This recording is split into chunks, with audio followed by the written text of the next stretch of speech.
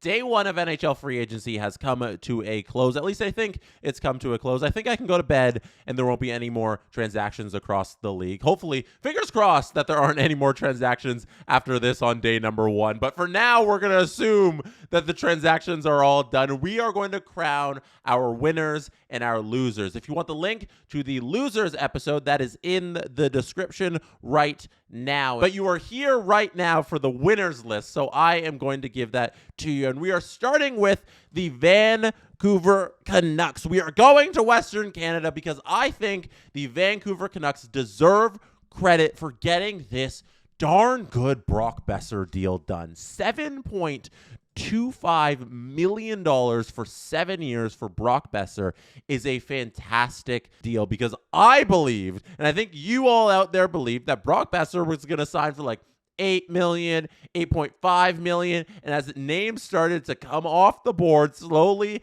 in free agency, I thought it'd creep up to like $9 million. And to get this done at 7.25 is such a great number for the Canucks. This is a player who had 40 goals in the 23-24 season last year, a bit of a down year, 25 and 25, but I think everybody on the Canucks had a down year last year. That was a mess on the ice and it was a mess off the ice. So you're hoping that this player who's beloved by the franchise can get back to form and what you know Brock Boeser can be. And it's not even that much higher than what he was making previously on his old contract of $6.65 million. So Vancouver got that done early on in free agency.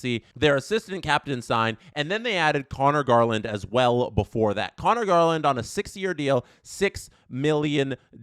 Connor Garland, who last season scored 19 goals, 31 assists, and the year before that is coming off a 20-goal, 27-assist year. This is a guy you're going to get around 50 points every single season. $6 million is what you are going to pay these days for your second-line right winger when they are of that type of talent. And this is actually an extension to his current deal of $4.95 million. They're extending it to $6 million, which is about where the cap's going up. So in reality, I think this is kind of like a flat cap deal, and you're locking it up for longer. So the deal only gets better as the cap keeps going up and this player keeps making that same money at $6 million. I think it's great work by Vancouver to get those two deals done. Now, Thatcher Demko is a question mark. If Thatcher Demko is healthy, he's worth that $8.5 million. Bonafide starting goaltender. Start him every single night. If people did those things, you could start him every single night if he is on his game. If the injury situation with Demko is a lot serious than the Canucks probably think it is, then the 8.5 is a little iffy. But I love those first two deals. Thatcher Demko is a wait and see, so I don't mind it. I think big winners of the day, Vancouver Canucks, for getting all of that work done. Next up on my list is the Montreal Canadiens, not for their free agency day signings, but for their free agency day trade. Trading Logan Mailloux for Zach Bolduc to the St. Louis Blues is one of the best trades I think we have in recent memory. They did not have a place for Logan Mailloux in their lineup. If you look at their defense right now, it is Carrier, Hudson, Dobson on the right side. The acquisition of Noah Dobson made Logan Mailloux extremely expendable. And what did they do? They flipped it for a proven young 22-year-old NHL talent who is coming off of a season where he had 19 goals, 17 assists in his full first season as an NHLer. He played 25 games the year before, 72 last year, and he had 19 goals at the age of 22. And you're flipping him for a prospect that you didn't need. It makes sense that the Blues didn't ask for more for Mailloux if they truly value a right-handed young defenseman who looks like he's going to be an NHL talent one day with Mailloux. And they say, okay, we can get this righty D who can play in our lineup hopefully for many, many years to come. But it's still, you're trading the worst player. And I don't see a situation where you're trading the worst player and you can be happy with completing that transaction. You're hoping that, fingers crossed, Mailloux turns into a better overall player than Bolduc can be. If Bolduc caps out at like a middle six forward, and maybe Mailloux is a top right-handed pair defenseman. So you'll win the trade that way. But right now, as the trade is currently constituted, Montreal comes out as huge winners with this trade. They get a young player in a position of need, and they get to move off of a young player who was in a backlog on their defense. The Canadiens also signed Kaapo Kähkönen, Nathan Clermont, Sammy Blais, and Alex Belize just to round up their work for the day, but that trade lands them on the winners list. This next team, we covered them a little bit already, so I won't spend too much time on them, but the Florida Panthers need to be crowned as winners in this whole thing because nobody thought going into free agency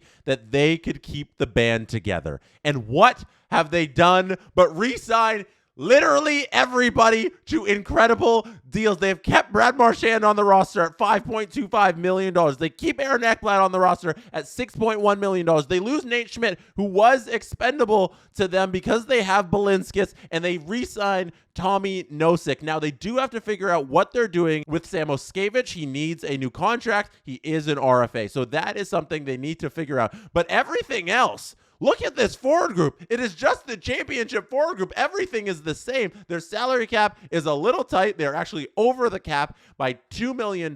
So maybe that's Evan Rodriguez going out the door. They signed Tarasov to a $1 million deal, so that took up a little bit of space, and they are over the cap. So somebody needs to go. But Bill Zito, I guarantee you, will figure this thing out. They are unbelievable at what they do. I don't know how they managed to get it all done, especially that Ekblad contract. The Marchand one is a deal too. They signed it 6 years, but who cares about the back half of those deals? They may win 4 more Stanley Cups by the time that contract expires. The Florida Panthers have to be winners coming out of free agency day by not losing anyone to free agency that they didn't want to lose. I don't know if a lot of people are going to agree with me on this last one, but I think coming out of day one, the Edmonton Oilers have to be one of the winners for how they handled their business. So they were able to dump Victor Arvidsson to the Boston Bruins for a 5th round draft pick in 2027. That's great. Like, all they wanted to do coming in today was actually get rid of salaries because they're so up against the salary cap after signing Evan Bouchard to a $10.5 million extension, which I think is definitely worth the money for what Evan Bouchard has shown he can be so far in his career. So you dump Victor Arvidsson in this trade to Boston, and you turn Victor Arvidsson into Andrew Mangiapane plus $400K extra. So they signed Andrew Mangiapane to a $3.6 million deal per season for 2 seasons. So that's $7.2 million total, 2 years, $3.6 million AAV. That is a talented player, a player that I'd rather have on my roster than Victor Arvidsson. So I've upgraded my team with a better player and saved $400K. I think that's exceptional work by the Oilers front office, and I like the fact that the Oilers didn't go out and make any hasty decisions. I think one of the winners of the day really is all of the teams that didn't go out there and pay the crazy prices that were out there on day number 1, because not a lot of players out there on day number 1 are worth that type of money that they were getting. The Edmonton Oilers did not fall into that trap. They did not go overpay for a goaltender who's probably not good enough for the money that he would have commanded. So I'm very happy that the Edmonton Oilers kind of sat back on the sidelines, dumped a salary in Kane earlier in the week, dumped another salary in Victor Arvidsson, turned that into a new contract for Evan Bouchard, and the signing of Andrew Mangiapane. That's good.